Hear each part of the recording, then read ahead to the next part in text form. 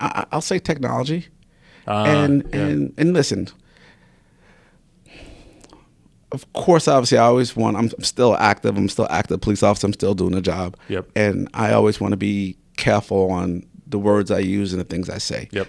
However, it's very important and for me to also remain true to who I am.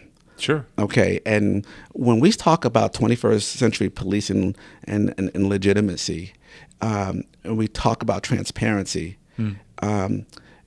we have to be able to say, you know what, these are things that we needed to do better. These are things that we weren't doing well. And maybe some of these things is what has us here in this position. Yeah. I think that officers, our profession is very difficult. Very. And I do say that overwhelming amount of officers do the job honorably. Yeah. But sometimes some of us, we get off track.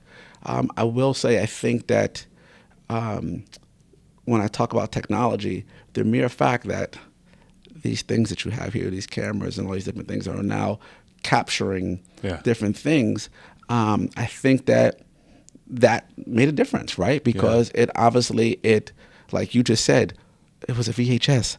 91, Rodney King. Yeah. I remember that. I mean, the Joker was across the street, with a camera. I mean, that was unheard of, capturing that. And I can tell you with certainty that wasn't the first time that happened.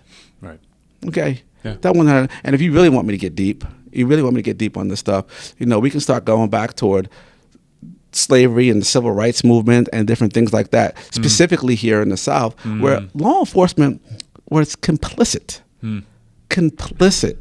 in some of these things that were going on. Let's talk about Emmett Till, and we're not that far from Emmett Till in Money, Mississippi. A 14-year-old kid who comes down to Mississippi from Chicago, and we all know that story. And there's law enforcement that was actually even, complicit in what happened and in the trials and all of these different things. So much to the point when you also talk about that, I mean, like Emmett Till legitimately has family members who are still alive. We're like 60 years, 50 years separated from that. And if you go to Money, Mississippi, there's police commanders and lieutenants who aren't even familiar with what happened in their own city. Whoa. So you say these things, and I say these things because those things matter, like that generational trauma and things like that. It does matter. So I know I kind of got off a little bit, but sure, it's just like, I mean, I just think that we do have to acknowledge that things have happened. Mm-hmm. Our goal is to get better. Mm-hmm. Okay, now I'm not, and I mentioned slavery. As a black man, I am not saying to you, you should feel guilty. You should feel bad. You should apologize to me with what your ancestors may have done.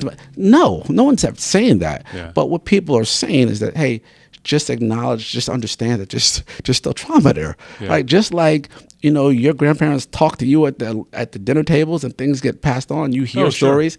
Yeah. You think the same things there. People hear stories. So just saying, just take the 20 seconds. One of my mentors, Q Williams, says, just give people their 20 seconds.